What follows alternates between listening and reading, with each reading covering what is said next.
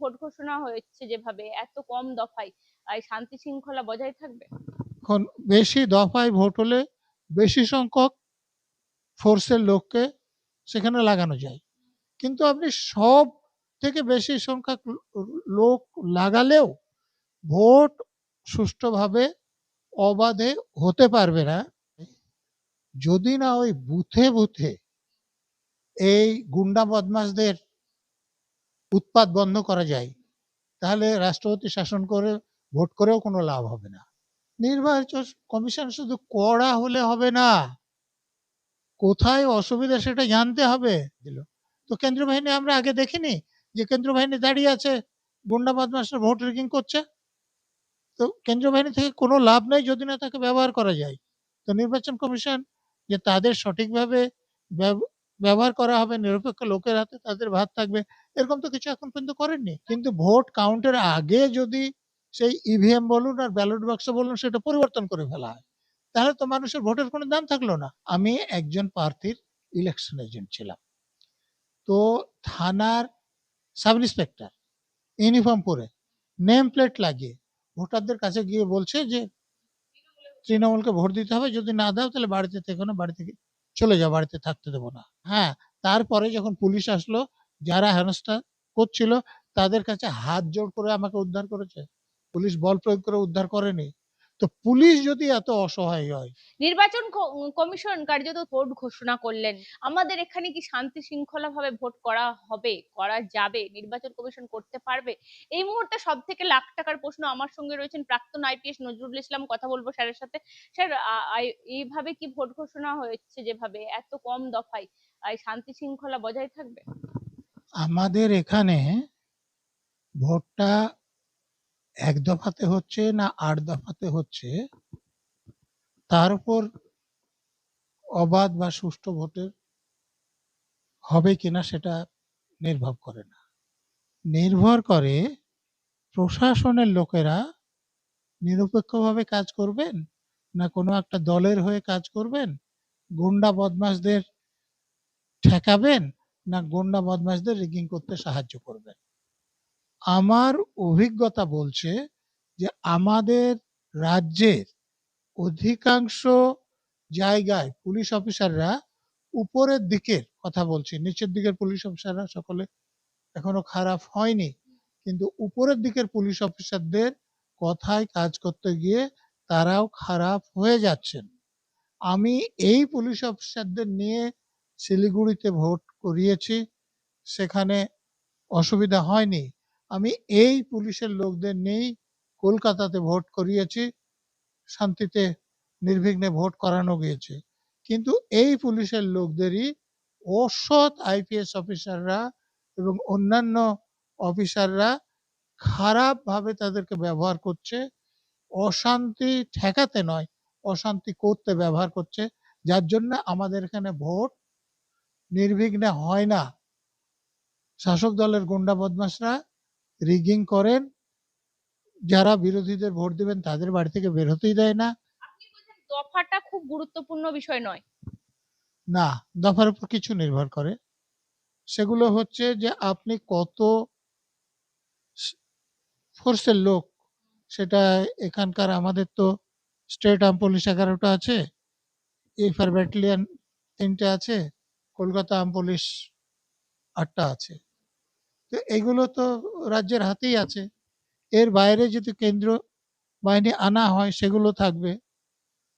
এখন বেশি দফায় ভোট হলে বেশি সংখ্যক ফোর্সের লোককে সেখানে লাগানো যায়, কিন্তু আপনি সব থেকে বেশি সংখ্যক লোক লাগালেও ভোট সুষ্ঠুভাবে অবাধে হতে পারবে না যদি না যাদের উপর ভার আছে তারা সুষ্ঠুভাবে ভোটটা করতে চায়। তাহলে তো এখানে সুষ্ঠুভাবে ভোটই হবে না, কারণ উপর মহলে সমস্ত যারা রয়েছেন দায়িত্ব তারা তো মমতা বন্দ্যোপাধ্যায়ের কথা অনুযায়ী চলেন।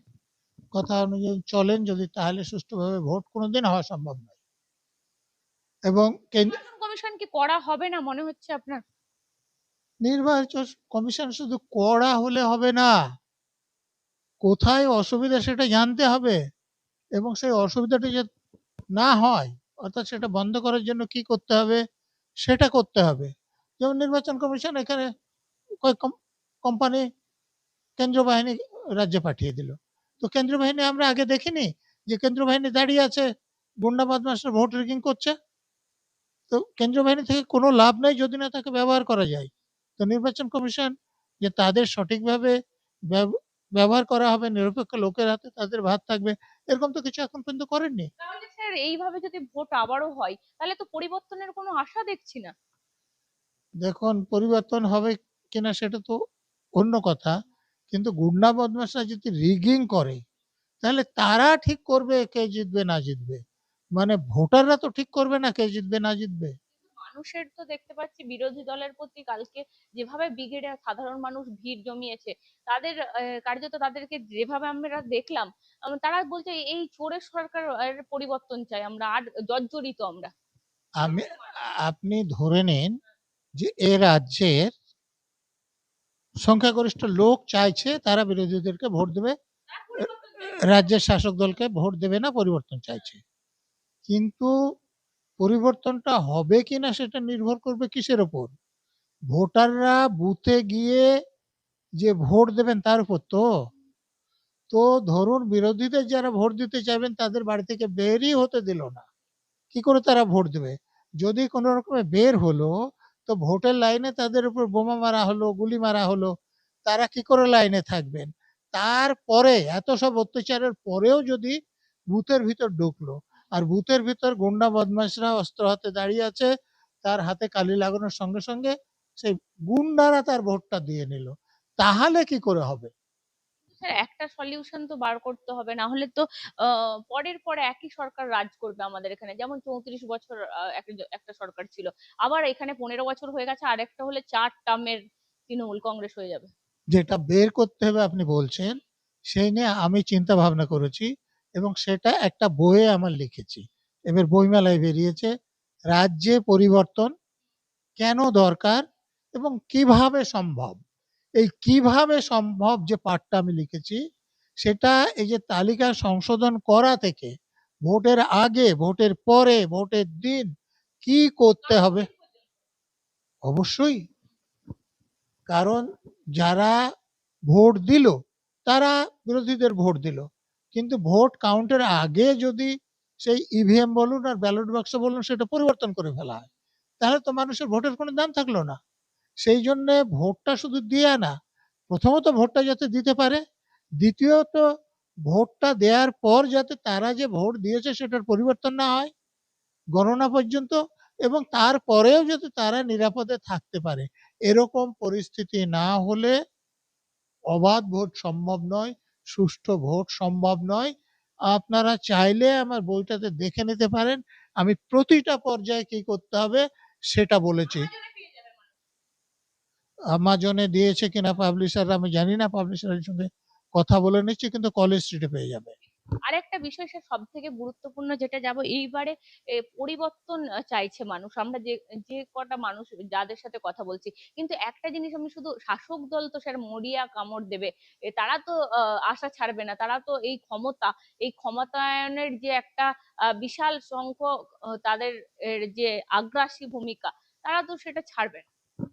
দেখুন, এ নির্বাচন যেটা হচ্ছে বিধানসভার, সেটা কেন্দ্রীয় নির্বাচন কমিশন নিয়ন্ত্রণ করবে। আমি 2017 সালে আমাদের ডোমকল পৌরসভায় যে ভোট হয়েছিল সেখানে আমার অভিজ্ঞতাটা বলছি। আমি একজন প্রার্থীর ইলেকশন এজেন্ট ছিলাম। তো থানার সাব ইন্সপেক্টর ইউনিফর্ম পরে নেম প্লেট লাগিয়ে ভোটারদের কাছে গিয়ে বলছে যে তৃণমূলকে ভোট দিতে হবে, যদি না দাও তাহলে বাড়িতে থেকো না, বাড়ি থেকে চলে যাও, বাড়িতে থাকতে দেবো না। দেখুন, আমি এটা থানায় অভিযোগ জানিয়েছি, থানাতে অস্বীকার করতে পারেনি, কিন্তু তারা বলছে এরকম হবে না। কিন্তু আমি যখন ফিরে আসছি, আমাকে রাস্তায় আটকে আমার গলায় হেসে ধরে, মানে আমার ড্রাইভারকে মারধর করে, সঙ্গের লোককে মারধর করে, যে আমাকে ওখানে 2 ঘন্টা ধরে যেভাবে হেনস্থা করেছে, তা হ্যাঁ, তারপরে যখন পুলিশ আসলো, যারা হেনস্থা করছিল তাদের কাছে হাত জোড় করে আমাকে উদ্ধার করেছে, পুলিশ বল প্রয়োগ করে উদ্ধার করেনি। তো পুলিশ যদি এত অসহায় হয় তারপরে ভোটের দিন কি হলো আপনি দেখুন। ভোটের দিন যারা বিরোধী প্রার্থীকে ভোট দেবে তাদের বাড়ির সামনে বোমা নিয়ে, গুলি নিয়ে গুন্ডারা দাঁড়িয়ে গেল। তাদেরকে বের হতে দিচ্ছে না।